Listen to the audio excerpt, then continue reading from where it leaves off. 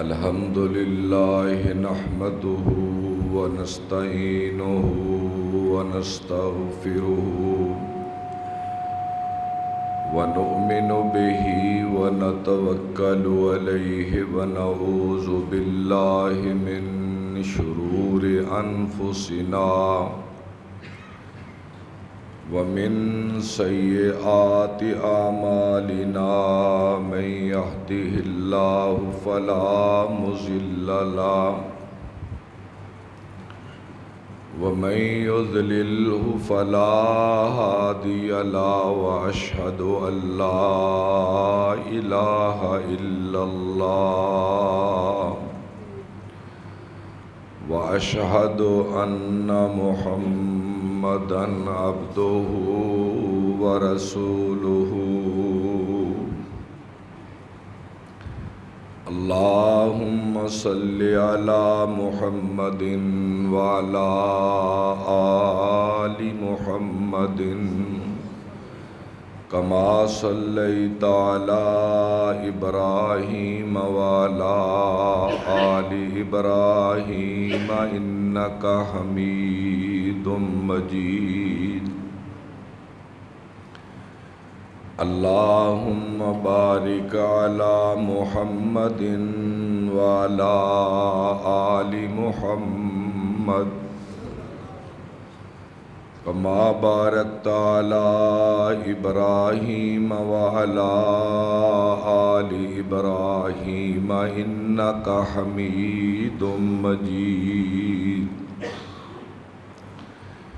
أما بعد فإن خير الحديث كتاب الله وخير الهدي هدي محمد صلى الله تعالى عليه وآله وسلم وشر الأمور محدثاتها وكل محدثة بدعة وكل بدعة ضلالة وكل ضلالة في النار قال الله تبارك وتعالى في القرآن المجيد والفرقان الحميد مما خطيئاتهم أغرقوا فأدخلوا نارا فلم يجدوا لهم من دون الله أنصارا سبحان ربك رب العزة عما يصفون وسلام على المرسلين والحمد لله رب العالمين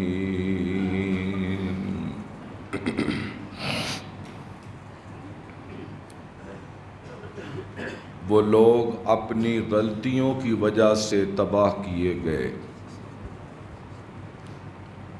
اور انہیں تباہی کے بعد دوزخ میں داخل کر دیا گیا اور نہ دنیا میں اور نہ آخرت میں انہیں کوئی اپنا مددگار ہی ملا۔ اللہ رب العزت کی تعریف، توصیف، حمد اور ثنا کے بعد انگنت اور لاتعداد درود و سلام نبی کونین سرور کائنات حضرت محمد صلی اللہ تعالی علیہ وآلہ وسلم کی مبارک ذات پر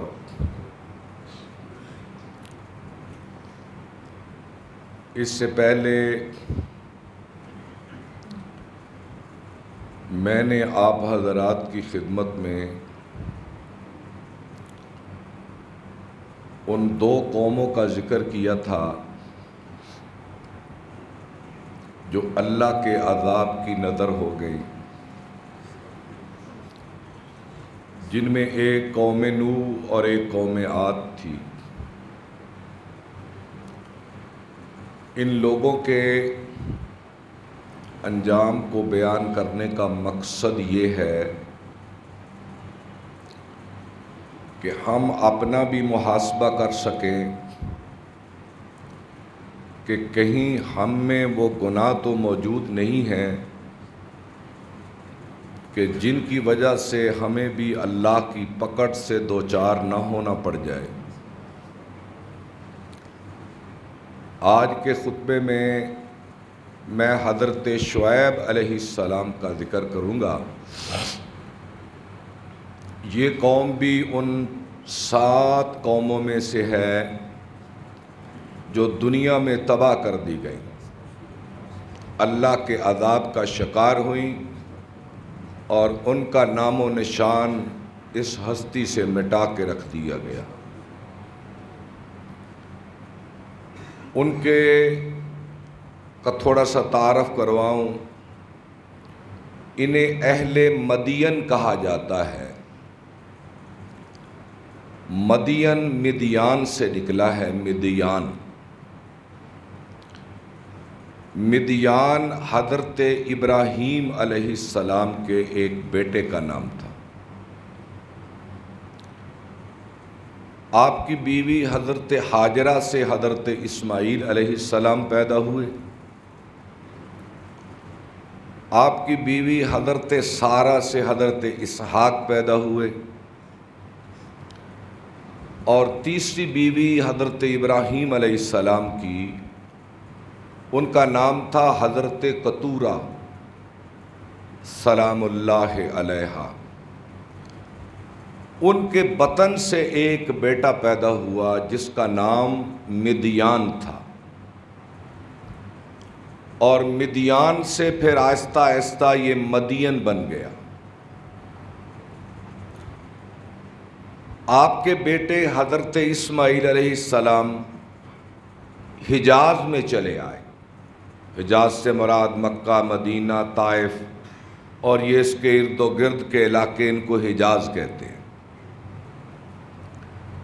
اور حضرت اسحاق علیہ السلام فلسطین میں چلے گئے جس کا نام پرانا کنعان ہے، اور حضرت مدیان اس مدین کے علاقے جسے آج کہتے ہیں، یہ مدین کا علاقہ یہ شام اور سعودی عرب کے درمیان میں کہہ لو، یہ ایسے چوراہے پہ واقع ہے جہاں سے عراق سے قافلے مصر کو جاتے ہیں اور یمن سے قافلے شام کو جاتے ہیں۔ یہ اس چوراہے پر یہ قوم آباد تھی، اور تاجر قسم کی یہ قوم تھی، تجارت کرتی تھی۔ پہلی خرابی ان میں وہ آئی جو بالعموم پہلی قوموں میں تھی، اور وہ خرابی کیا تھی کہ یہ اللہ کے سوا غیروں کو پکارتے تھے۔ انہوں نے بت بنا رکھے تھے، جن بتوں کی یہ پوجا کرتے تھے اور ان سے امیدیں لگا بیٹھے تھے۔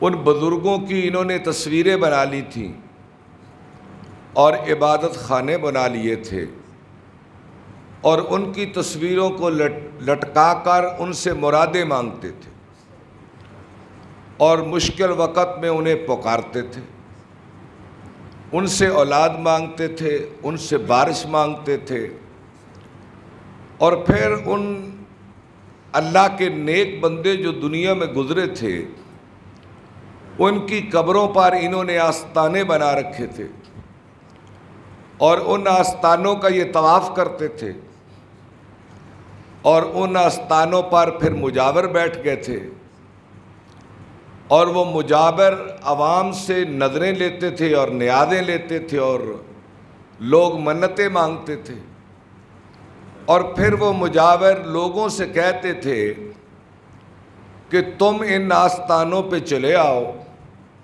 یہاں نظریں اور نیازیں دو، قیامت کے دن یہ تمہاری سفارش کریں گے اور تمہیں اللہ کے عذاب سے چھڑائیں گے اور تمہیں جنت میں لے جائیں گے، اور قیامت کے دن تمہاری شفاعت اور سفارش کریں گے۔ یہ برائی بالعموم ساری مغضوب علیہ قوموں میں تھی، اور یہ برائی اس کو شرک کہتے ہیں، اور اللہ کا جو کی غیرت حق ہمیشہ جوش میں آ جاتی ہے جب کوئی قوم شرک کرتی ہے۔ شرک اللہ کی ذات کو ایک چیلنج ہے کہ کوئی بندہ یہ کہے کہ اے اللہ خدا تو ہی ہمارا ہے، لیکن یہ جو ہستیاں ہیں ان میں بھی بڑا زور اور ان میں بھی بڑی طاقت ہے، تو یہ ایک شرک کی واضح صورت ہے، اور یہ قومیں کرتی رہی، یہ جرم، یہ عیب یہ قومیں کرتی رہی، اور اس جرم کے بعد اس قوم میں دوسرا جرم یہ تھا کہ ان کے پیمانے خراب تھے۔ یہ تاجر قوم تھی اور یہ ناپ تول میں کمی کرتے تھے، جب لوگوں سے لیتے تو زیادہ تول کر لیتے، اور جب لوگوں کو دیتے تو کم تول کر دیتے۔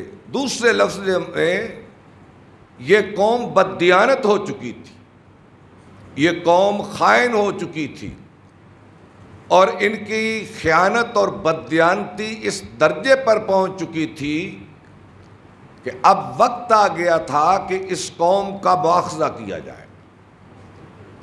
اور تیسری خرابی ان میں یہ تھی کہ یہ ڈاکو تھے، رازن تھے، قافلوں کو لوٹتے تھے، اور انہوں نے راستوں میں خوف و ہراس پھیلا رکھا تھا، اور یہ آنے جانے والوں سے بھتہ لیتے تھے، اور کسی قافلے کو سلامتی کے ساتھ گزرنے نہیں دیتے تھے۔ یہ ان کا ظلم تھا جو مسافروں پر، کمزوروں پر، راہ گزر لوگوں پر کرتے تھے۔ جب یہ ان کے جرائم انتہا کو پہنچنے لگے تو اللہ نے حضرت شعیب علیہ السلام کو بھیجا، اور شعیب علیہ السلام نے ان تینوں برائیوں پر ان کو آگاہ کیا اور کہا کہ اے میری قوم، اللہ کے سوا کوئی معبود نہیں ہے، واپس چلے آؤ۔ اے میری قوم، اپنے پیمانوں کو ٹھیک کر لو، پورا تولا کرو، اور اے میری قوم، لوگوں کو ڈراؤ نہ، یہ بھتے وصول نہ کرو، راستوں کو محفوظ رکھو، مسافروں کو آنے جانے دو۔ لیکن قوم نے حضرت شعیب علیہ السلام کا مذاق اڑایا، اور ایک عرصے تک حضرت شعیب علیہ السلام اس قوم کی منتیں کرتے رہے اور اللہ کے عذاب سے ڈراتے رہے کہ اے میری قوم، اگر تم باز نہ آئے تو پھر اللہ کی پکڑ آئے گی۔ تو قوم بجائے ٹھیک ہونے کے کہنے لگی، اے شعیب، جس عذاب سے تو ہمیں ڈراتا ہے وہ عذاب لے آ۔ ان کی سرکشی، ان کی بغاوت کا عالم دیکھو نا، کہتی ہے کہ اے شعیب اس عذاب کو لے آ۔ تو پھر اللہ کا عذاب آیا، ایک زلزلہ آیا، پھر ایک چیخ آسمان سے پڑی، اور یہ اوندے منہ زمین پہ گر گئے، پھر ان میں کوئی بھی نہ بچا، دنیا میں ہلاک کر دیے گئے۔ اور آگے قرآن کہتا ہے کہ جب یہ مرے تو ہم نے انہیں اپنی دوزخ میں داخل کر دیا، اور اب وہ اس میں ہمیشہ ہمیش جل رہے ہیں۔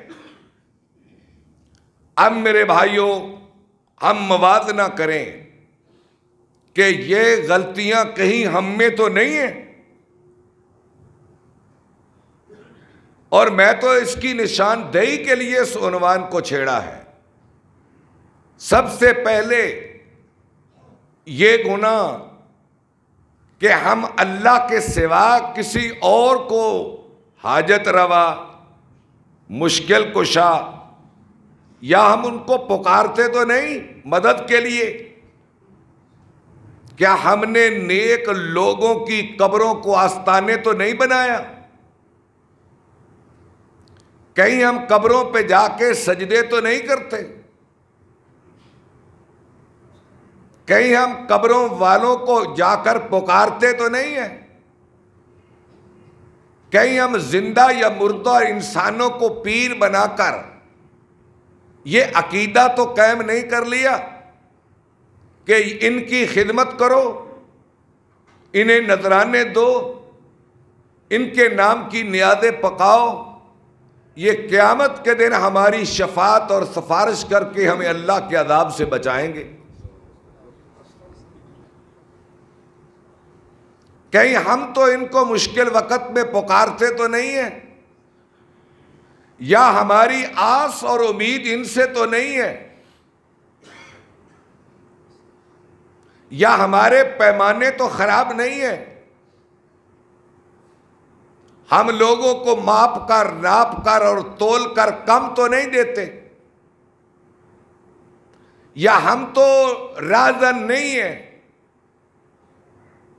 ہم تو ڈکیتی نہیں کرتے، ڈاکو نہیں ہیں؟ کیا ہمارے راستے محفوظ ہیں؟ کیا ہماری عزتیں محفوظ ہیں؟ کیا ہماری چار چادروں چار دیواری محفوظ ہے؟ کیا ہماری عورتوں، بیٹیوں، بچیوں کی عزتیں محفوظ ہیں؟ کیا ہمارے مال محفوظ ہیں؟ کیا ہماری زمینیں، ہماری دکانیں، ہمارے گھر ظالم اور غاصب اور بتہ خوروں کی طاقت سے محفوظ ہیں؟ دیکھ لیں آپ، اور بعین ہی ہمارے اندر یہ خرابیاں موجود ہیں جو ان قوموں کے اندر تھی، جو برباد ہوئی، جو تباہ ہوئی، جن پہ اللہ کا غضب ہوا. جو خرابیاں ان کے اندر تھی آج ہمارے اندر وہ خرابیاں موجود ہیں، لیکن ہم پہ عذاب کیوں نہیں آتے؟ ان قوموں کی طرح ہم پر عذاب کیوں نہیں آتے؟ اس کی ایک ہی وجہ ہے کہ یہ اللہ کے نبی صلی اللہ علیہ وسلم کی دعا کا نتیجہ ہے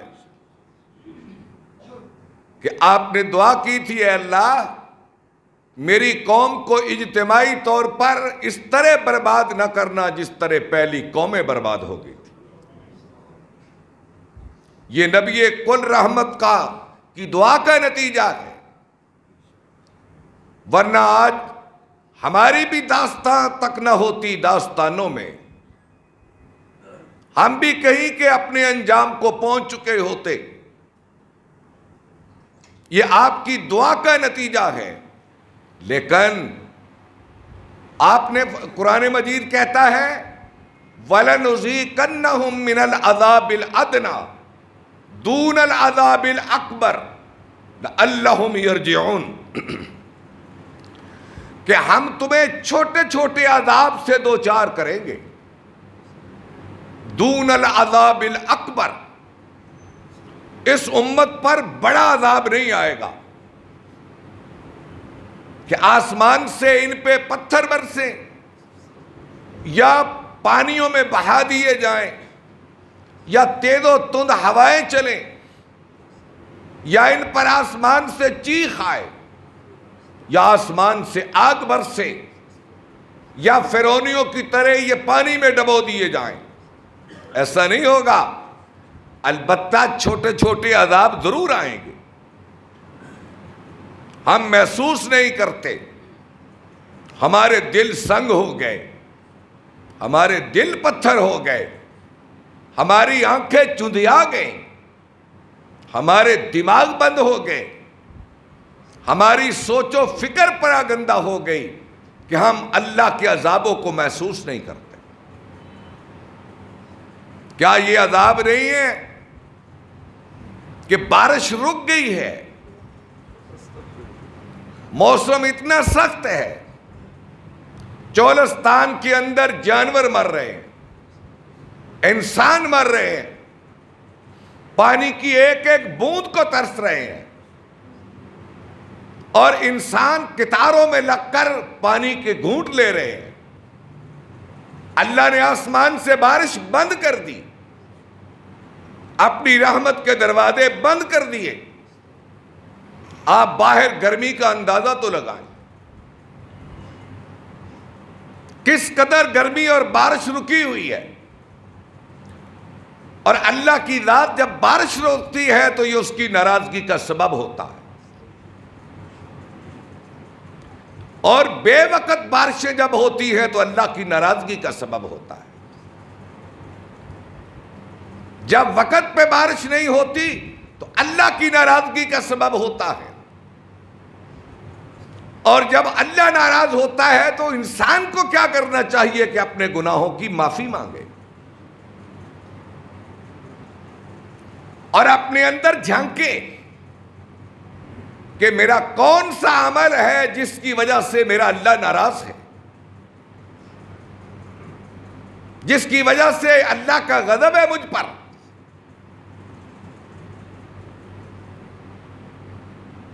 انسان کو یہ محاسبہ کرنا چاہیے، اور اس کے باوجود بھی اگر انسان اپنا مواخذہ نہ کرے، اپنا محاسبہ نہ کرے، تو پھر یہی ہے کہ ختم اللہ علی قلوبہم، ان لوگوں کے دلوں پہ مہر لگ چکی ہوتی ہے۔ ہم واپس آ کر اپنا محاسبہ کریں ان 3 برائیوں کا جن کا میں نے قوم شعیب کا ذکر کیا ہے۔ پہلی برائی کہ کہیں ہمارے اندر یہ برائی تو نہیں کہ ہم اللہ کے غیر کو پکارتے ہیں، ہم مدد کے لیے کہتے ہیں بندوں کا نام لے کر۔ یاد رکھیں اللہ کے غیر کو مت پکارو۔ اللہ کا غیر کیا ہے بھائی؟ اللہ کا غیر کیا ہے؟ اللہ کا غیر اس کے نبی بھی ہیں، اللہ کا غیر اس کے اولیاء بھی ہیں، اللہ کا غیر اس کے نبی کے صحابہ بھی ہیں، اللہ کا غیر اہل بیت بھی ہے، اللہ کا غیر نیکوکار بزرگان دین بھی ہیں، اللہ کا غیر محدثین بھی ہیں، مفسرین بھی ہیں، علماء بھی ہیں، اور پیران اعظام بھی ہیں، زندہ بھی ہیں، مردہ بھی ہیں۔ یہ سب لوگ غیر اللہ ہیں، اور ان کو کسی حالت میں بھی پکارنا یہ واضح شرک ہے۔ وَلَا تَدْعُوا مِن دُونِ اللَّهِ، اے لوگو اللہ کے سوا تم مت کسی کو پکارو۔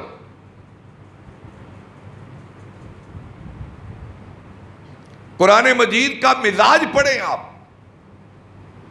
قرآن مجید کی اجتماعی تعلیم پڑھیں آپ، تمہیں جا بجا ہر صورت میں ایک مکالمہ ملے گا۔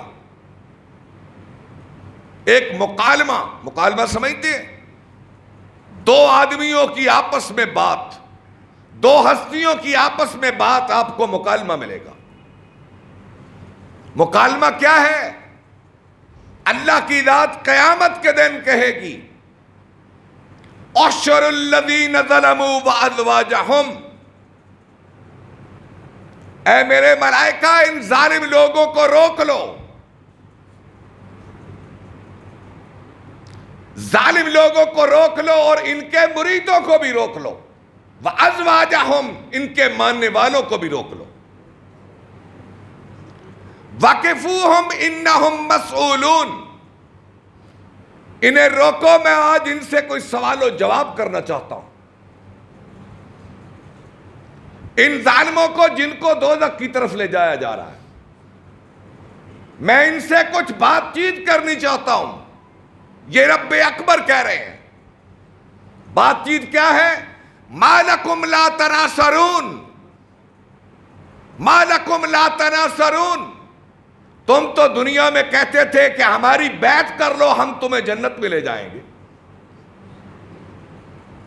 تم تو دنیا میں کہتے تھے ہماری عبادت بندگی کرو، ہم قیامت کے دن تمہیں چھڑا لیں گے۔ ما لکم لا تناصرون، آج ایک دوسرے کی مدد کر کے دکھاؤ۔ سورہ ابراہیم،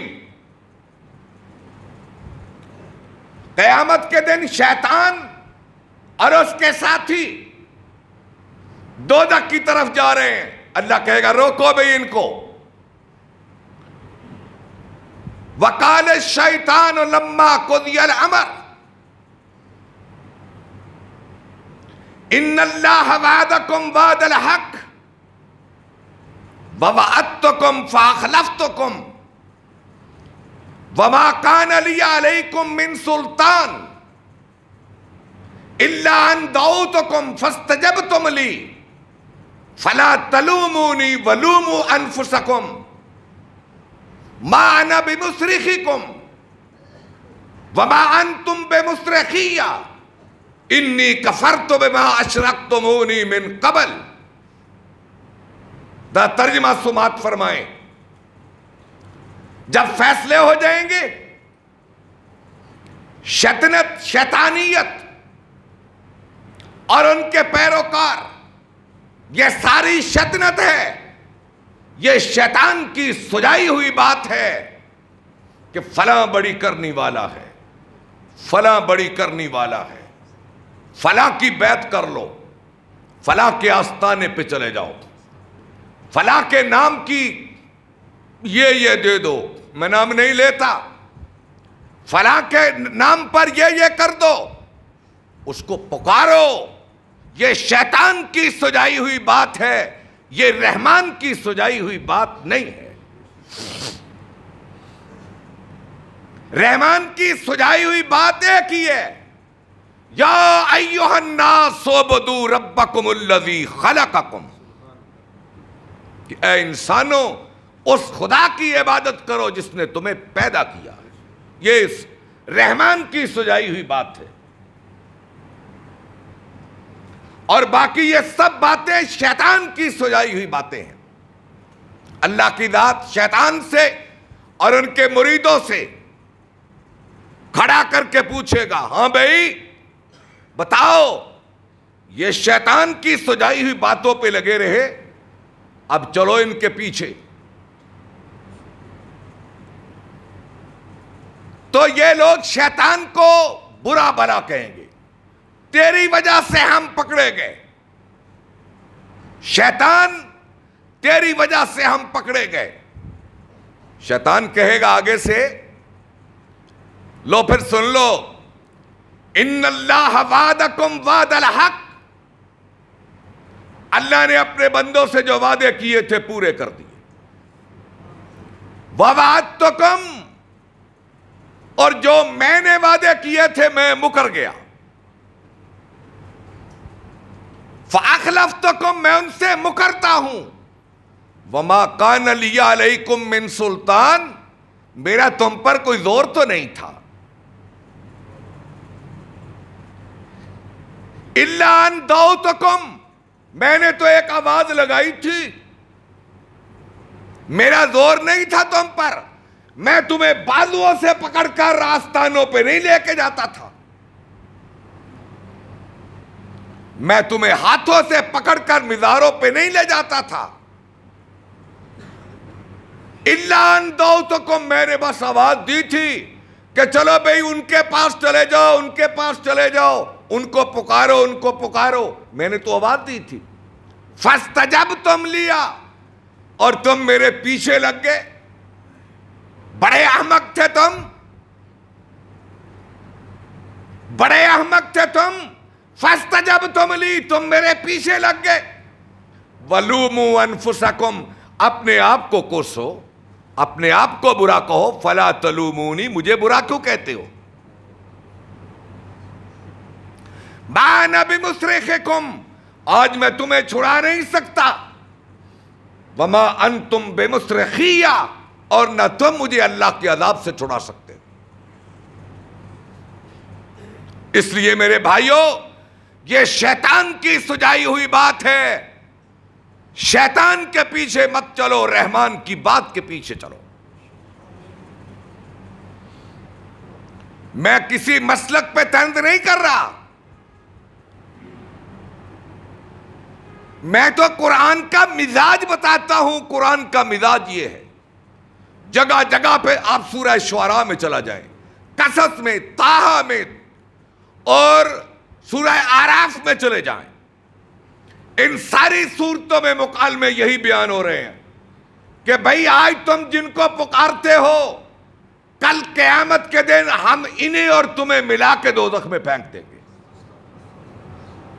اس لیے میرے بھائیوں، میں درد دل سے کہتا ہوں، میں دل کی گہرائیوں سے کہتا ہوں، میں بڑی فکر سے کہتا ہوں کہ اگر آپ میں، مجھ میں، انسانوں میں اگر یہ طبیعت بن چکی ہے کہ یہ بھی کرنے والا ہے، یہ بھی کرنے والا ہے، اس سے باز آ کر اللہ کے در پہ سر جھکا دو۔ اللہ معاف کرنے والا ہے، اللہ کی ذات درگزر کرنے والی ہے۔ اور قرآن مجید کو ترجمے سے پڑھو، گہرائی سے پڑھو، تدبر سے پڑھو، سمجھ کے پڑھو، غور سے پڑھو، اور ضرور پڑھو، یہ برائی خود بخود نکل جائے گی۔